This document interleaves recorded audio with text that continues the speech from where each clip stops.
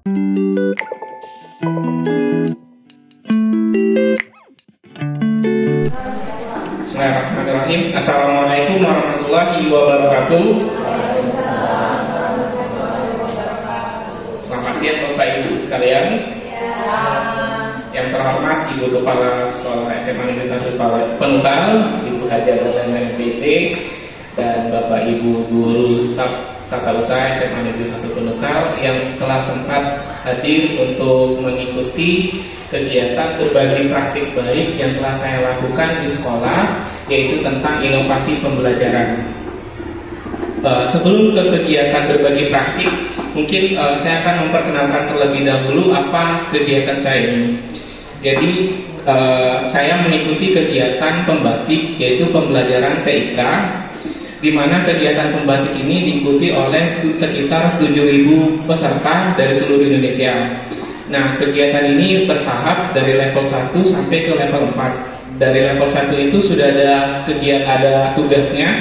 Jadi kalau misalnya sudah memenuhi standar penilaian, maka akan lolos ke level 2. Di level 1 itu hanya kegiatan literasi. Jadi menjawab pertanyaan, kemudian kalau mengumpulkan bisa melanjutkan. Kemudian di level 2 namanya adalah implementasi, yaitu kegiatan di mana kita melakukan video pembelajaran kegiatan sehari-hari kita di sekolah. Kemudian kalau lolos lagi, kita akan lanjut ke level 3, namanya kreasi. Jadi kita menciptakan media pembelajaran, baik itu bentuknya audio visual ataupun MPI, multimedia pembelajaran interaktif, atau bisa juga bentuknya game edukasi. Saat ini adalah kegiatannya berbagi dan berkolaborasi. Jadi saya melakukan kegiatan berbagi ini sebelumnya adalah saya menerapkan dulu model pembelajaran yang telah saya lakukan. Model pembelajarannya itu yaitu inovasi pembelajaran. Model pembelajaran yang saya lakukan yaitu adalah terkait inovasi pembelajaran yang terintegrasi dengan TIK. Selanjutnya saya memperkenalkan diri saya. Di sini saya guru fisika di SMA Negeri 1 Penukal. Untuk level 4 ini ada sebutan yaitu sebagai Sahabat Teknologi Provinsi Sumatera Selatan. Jadi untuk peserta yang lolos tingkat provinsi 30 besar namanya adalah Sahabat Teknologi. Tapi kalau misalnya dia lolos sampai ke Jakarta namanya adalah Duta Teknologi. Sebenarnya Bapak Ibu, saya juga masih banyak belajar tentang teknologi ini. Yang penting pada kegiatan ini adalah bagaimana ulet dalam mengerjakan atau melaksanakan tugas yang diberikan. Karena saya lihat peserta-peserta yang lain itu semangat juangnya sangat tinggi, walaupun usianya itu sudah sangat senior mungkin daripada saya. Oke, selanjutnya. Nah, berbagi praktik ini berawal dari yang namanya STAR. STAR itu situasi, tantangan, aksi, dan refleksi. Nah, situasi ini mungkin yang sering Bapak Ibu temukan keseharian kita, begitupun dengan saya, di mana mungkin dari kegiatan literasi kita, walaupun kegiatan literasi di sekolah itu sudah ada di jam 0, tapi pada kenyataannya di rapot hasil pendidikan nasional sekolah kita itu masih tergolong rendah. Ya, jadi daya literasi siswa ini belum bisa mencapai maksimal. Kemudian dari hasil asesmen yang saya lakukan di kegiatan awal, di mana hasil belajarnya itu masih sangat rendah, terutama pada pengetahuan. Ya. Terus peserta didik ini juga kurang aktif dalam kegiatan pembelajaran. Ada sebabnya. Mungkin dalam kegiatan pembelajaran saya itu sangat membosankan atau hanya terpaku kepada buku bacaan saja. Nah, pembelajaran yang disampaikan juga kurang bermakna, dalam artian peserta didik itu kurang dilibatkan dalam kegiatan pembelajaran. Ditambah lagi penyalahgunaan handphone yang biasanya digunakan oleh peserta didik. Kita di sini membolehkan peserta didik membawa HP, tapi kadang fokusnya itu teralihkan oleh HP. Nah, jadi dengan adanya situasi ini, saya mencoba untuk menerapkan model pembelajaran yang kira-kira terintegrasi dengan handphone tersebut. Kemudian, nah, kegiatan atau model inovasi pembelajaran yang saya lakukan dan saya beri namanya Balam Ritam. Balam Ritam ini akronim atau singkatan dari pembelajaran model problem based learning yang memanfaatkan Canva for Education yang terintegrasi dengan TIK. Ya, mungkin belum. Oke, jadi model problem-based learning ini mungkin Bapak Ibu sendiri sudah pernah mengetahui, yang berarti kegiatan pembelajarannya itu berbasis masalah, di mana peserta didik itu diberikan masalah, kemudian mereka diminta untuk mencarikan solusi atas permasalahan tersebut yang biasa mereka temui dalam kehidupan sehari-hari.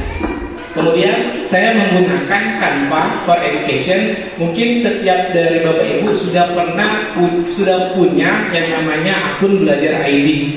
Nah, akun belajar ID ini sudah terhubung dengan Canva for Edukasi. Kenapa begitu? Sebenarnya Canva for Edukasi ini bisa dimanfaatkan untuk bisa membuat perangkat pembelajaran, media pembelajaran, ataupun yang lain-lainnya yang bisa mendukung kegiatan pembelajaran kita. Nah, manfaatnya lagi di Canva ini, Bapak Ibu, banyak sekali animasi ataupun gambar-gambar yang menarik yang bisa dimanfaatkan. Jadi kalau misalnya siswa itu biasanya lebih kreatif, mereka lebih imajinatif dibandingkan Bapak Ibu gurunya sendiri. Nah, dengan bantuan ini, saya berharap siswa tersebut bisa lebih terbuka pikirannya dalam kegiatan pembelajaran yang berlangsung. Silakan lanjut. Nah, kemudian setelah saya menentukan model inovasi pembelajaran yang saya lakukan, saya melakukan persiapan, di mana persiapannya ini yang pasti saya harus mencari RPP atau modul ajar. Karena saya mengajar di kurikulum Merdeka, maka saya menggunakan modul ajar. Nah, modul ajar ini juga bisa Bapak Ibu dapatkan atau bisa cari inspirasinya melalui platform Merdeka Mengajar. Nah, kemudian saya modifikasi modul ajar tersebut dengan menggunakan bantuan Canva tadi. Jadi bisa dimodifikasi atau didesain lebih menarik lagi. Selain itu, saya juga menyiapkan bahan ajar, di mana bahan ajar ini nanti mereka bisa dapatkan melalui yang namanya Google Classroom. Karena kegiatan kita waktu COVID kemarin sudah pernah pakai Google Classroom, saya rasa siswa-siswi itu juga tidak ada kendala yang banyak. Jadi saya bisa melampirkan materi tersebut pada Google Classroom. Nah, selanjutnya ada LKPD, karena menurut saya sebenarnya bukan hanya pelajaran saya saja, pelajaran fisika, sebenarnya mata pelajaran yang lain pun memerlukan LKPD ini, yaitu lembar kerja peserta didik. Nah, lembar kerja peserta didik ini saya tidak ngeprint untuk siswa-siswinya, tapi saya menggunakan elektronik LKPD, di mana nanti setelah saya buat, mereka itu download, nah mereka menjawabnya langsung di HP. Jadi mengisi soal ataupun menjawab pertanyaannya itu langsung dari LKPD tersebut. Kemudian ada yang tahu Mentimeter Bapak Ibu? Apa? Iya benar, untuk polling. Di sini saya gunakan untuk menanyakan pertanyaan awal. Kadang kan kita tidak tahu kalau misalnya siswa itu sudah paham belum, atau misalnya sudah tahu belum. Kalau sudah tahu bisa kita tingkatkan lagi, tapi kalau misalnya belum tahu, berarti itu PR kita yang harus kita lakukan untuk kegiatan hari ini. Jadi saya di kegiatan awal saya menanyakan dulu, karena materi saya tentang energi, saya tanyakan, kamu tahu tidak energi nuklir itu energi apa? Atau saya tanyakan, kamu tahu tidak energi pembaharuan itu energi apa? Jadi saya tahu kalau misalnya mereka itu belum tahu, atau misalnya saya sudah tahu ternyata mereka sudah tahu. Kemudian sama untuk penugasan, nantinya saya menggunakan quizzes. Quizzes ini mungkin ya Bapak Ibu sudah sering menggunakan, sehingga kegiatan ini lebih interaktif lagi. Silahkan lanjut. Nah, ini Bapak Ibu ya, model pembelajaran problem-based learning saya refresh lagi, mungkin ya. Mungkin ini sintaks-sintaks atau langkah-langkah model pada kegiatan problem-based learning, kan karena dia berbasis masalah. Maka saya awali dengan kegiatan orientasi pada masalah atau memperkenalkan pada masalah. Kemudian sintaks berikutnya mengorganisasikan peserta didik untuk belajar. Jadi tidak hanya diberikan masalah saja, kita juga diberikan bahan untuk bisa memecahkan masalah tersebut. Setelah itu kita bimbing mereka untuk bisa memecahkan masalah tersebut. Kemudian nanti mereka mengembangkan dan menyajikan hasil karya mereka, bisa presentasi ataupun bentuk lainnya. Yang terakhir mungkin menganalisis dan mengevaluasi. Silakan selanjutnya. Nah, ini yang saya lakukan per langkah-langkah ya Bapak Ibu dalam kegiatan pembelajaran. Yang pertama, saya mau mengenalkan tadi, mungkin kegiatan pembelajaran itu kan selalu diawali dengan pembukaan. Karena pembukaan saya tadi gunakan Mentimeter, yaitu survei. Kemudian pada kegiatan intinya, saya lakukan orientasi masalah, terus saya gunakan permasalahan, tidak muncul. Kembali. Oke, jadi permasalahannya ini Bapak Ibu terkait sumber energi alternatif, di mana permasalahannya itu adalah siswa itu mengetahui bahwa daerah kita, khususnya Kabupaten Pali itu sering terjadi pemadaman listrik. Nah, mereka mengetahui hal tersebut, tapi mereka belum bisa mencari solusi atas masalah yang biasa mereka alami tersebut. Jadi saya menampilkan permasalahan pada kegiatan awal pembelajaran. Selanjutnya, di kegiatan mengorganisasikan untuk belajar sama seperti kegiatan belajar umumnya, ya, saya menampilkan bahan-bahan tadi, saya sampaikan di kegiatan Google Classroom, baru saya jelaskan mana yang mereka belum jelas, mungkin saya sampaikan. Kemudian saya juga bisa menambahkan mereka bisa menonton video yang terkait dengan materi yang saya ajarkan. Yang ketiga, nah, karena tugasnya tadi adalah mencari solusi atas permasalahan, jadi mereka diminta untuk kira-kira sumber energi apa yang bisa digunakan di Kabupaten Pali ini selain energi fosil yang biasanya digunakan melalui PLN.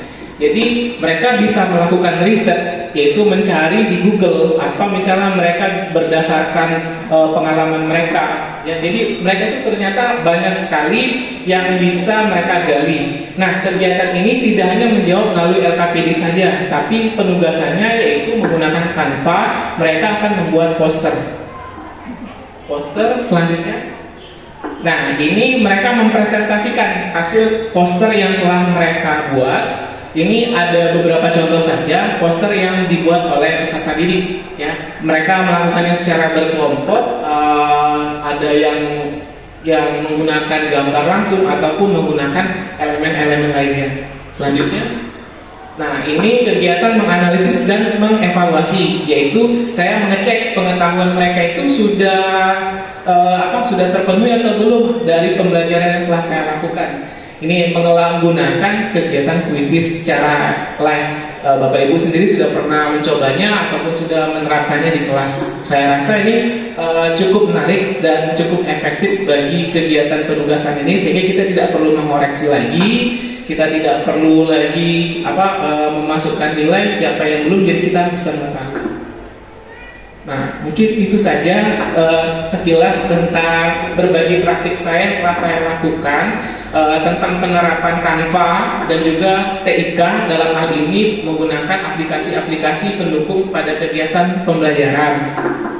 Sebenarnya Bapak Ibu sendiri sudah sering melakukan, mungkin bisa diterapkan nanti kalau misalnya ada kegiatan pembatik lagi, atau misalnya nanti ada kegiatan di platform Merdeka Belajar itu bisa diupload di sana. Karena sayang sekali Bapak Ibu kalau misalnya kita tidak menerapkan tersebut inovasi atau praktik baik tersebut, kita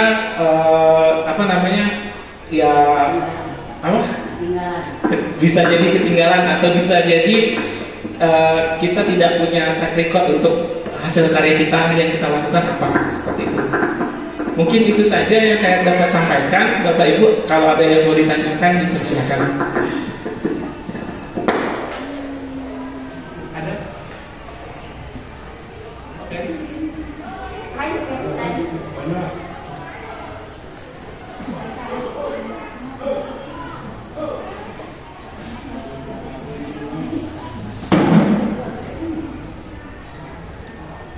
Sebentar ya Pak.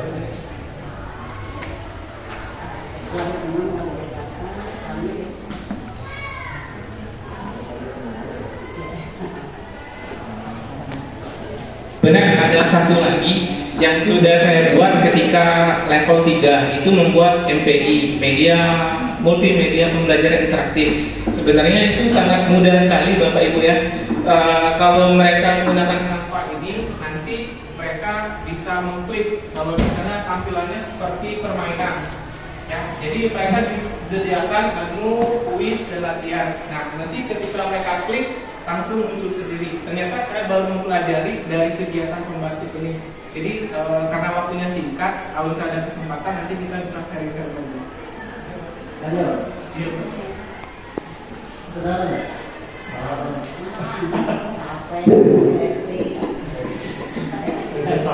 Assalamualaikum warahmatullahi wabarakatuh. Saya ingin bertanya untuk Pak Arif. Sebelumnya perkenalkan dulu nama, kalau ada yang belum kenal, Pak Kelanaria, dipanggil Kelana. Ya. Status masih bujangan. Tinggal dari tamu. Ini yang mau saya nyatakan Pak Arif. Kalau yang tadi ditampilkan itu untuk di dalam ruangan di kelas ya. Kalau seandainya saya yang selalu di lapangan yang praktek, bisa ya pakai gitu? Kalau bisa tuh seperti apa? Terima kasih. Assalamualaikum warahmatullahi wabarakatuh.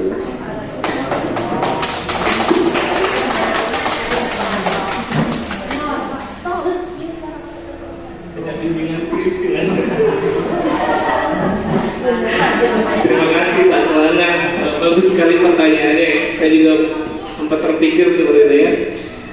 Bagaimana kalau misalnya kegiatan yang sehari-hari menggunakan kegiatan luar kelas, Pak? Ya. Kalau kegiatan luar kelas itu yang saya tahu ada mereka menggunakan aplikasi yang namanya Quizzes juga, tapi Quizzesnya secara offline. Jadi mereka melakukan asesmen atau penilaian yang itu tadi peserta didik itu di-printkan. Print itu ada barcode-nya. Jadi mereka tahu kalau misalnya posisi A, mereka setiap anak itu memegang satu kertas. Kalau misalnya nanti pertanyaannya apa, misalnya Bapak menyebutkan pertanyaan olahraga voli adalah olahraga apa? A apa? Jadi kalau misalnya jawabannya A, mereka akan memutar kertasnya tadi. Seperti itu. Kalau misalnya jawabannya mutar B, jadi dia tidak menggunakan HP secara langsung. Itu yang saya ketahui, Bapak. Kalau misalnya untuk kegiatan di luar kelas itu kan biasanya kita tidak bisa menggunakan proyektor karena kendala cahaya itu tadi. Tapi kalau misalnya menggunakan aplikasi bisa menggunakan itu tadi salah satunya, Pak. Atau misalnya bisa juga Bapak gunakan kegiatan Google Classroom tadi, Pak.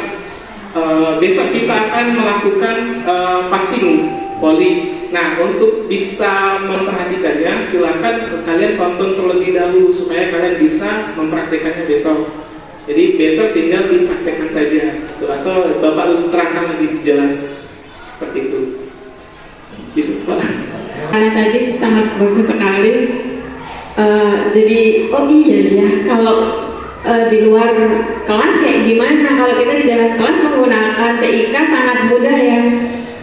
Pakai proyektor, terus pakai LCD kan jelas alatnya jelas. Tapi kalau di lapangan bagi mereka tidak mungkin menggunakan proyektor dan LCD. Paling kita melakukan kegiatan pembelajaran di lapangan, tapi masih dengan TIK gitu Pak, pelannya yang maksudnya. Nah mungkin ya salah satu caranya adalah dengan HP itu tadi yang solusi yang disampaikan Pak Arif, bisa melalui, jadi materi disampaikan dulu melalui Google Classroom, anak sudah belajar sebelumnya, nah baru nanti pendalaman di lapangan. Nah alternatif yang lain yaitu tadi pembelajaran boleh secara pembelajarannya secara apa sih bahasanya, tradisional mungkin. Masih pembelajaran yang biasa, Bapak ngasih konvensional. Ya pembelajarannya secara konvensional tapi penerapan TIK-nya dilaksanakan dalam kegiatan evaluasi. Nah kan kalau untuk PJOK kan 3JP kan ya Pak. Nah 3JP kan tidak melulu harus di luar lapangan. Nah mungkin untuk kegiatan praktek bisa di lapangan, tapi untuk pembelajaran ada penerapan TIK-nya itu nanti sesekali dibawa ke dalam ruangan. Paling solusinya hanya seperti itu Pak. Kalau mau tetap mau di luar ya strateginya ya anak-anak harus tetap membawa HP. Kegiatan bisa dilakukan dimonitoring oleh gurunya melalui HP. Semua itu saja. Terima kasih Pak Rana dan Ibu Siti Mariam atas pertanyaan dan bantuan untuk diskusinya atas kegiatan hari ini. Saya berharap nanti untuk tahun depan Bapak Ibu di sini juga bisa ikut kegiatan ini karena kan supaya bisa sama-sama melahirkan banyak lagi guru-guru yang punya kompeten di bidang digital. Itu saja mungkin karena waktunya yang terbatas. Sekali lagi saya ucapkan terima kasih atas perhatian Bapak Ibu. Kalau ada kata-kata salah saya mohon maaf, pada Allah saya mohon ampun. Saya akhiri, wassalamualaikum warahmatullahi wabarakatuh.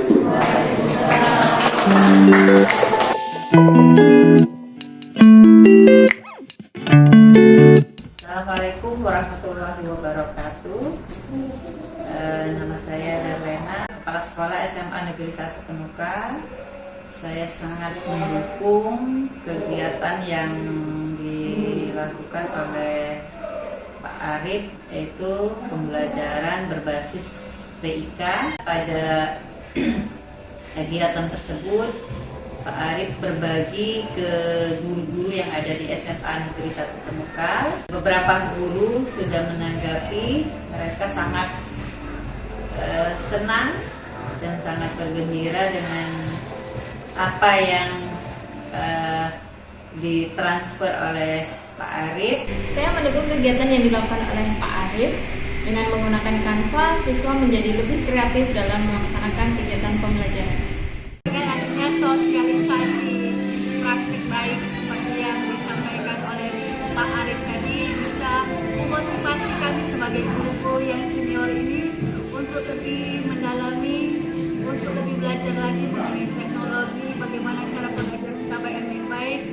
Karena di zaman teknologi ini kami harus bisa dan harus mau menghadapi kemajuan teknologi yang ada. Menurut saya pembelajaran yang dilakukan oleh Pak Arif di kelas itu sudah sangat baik.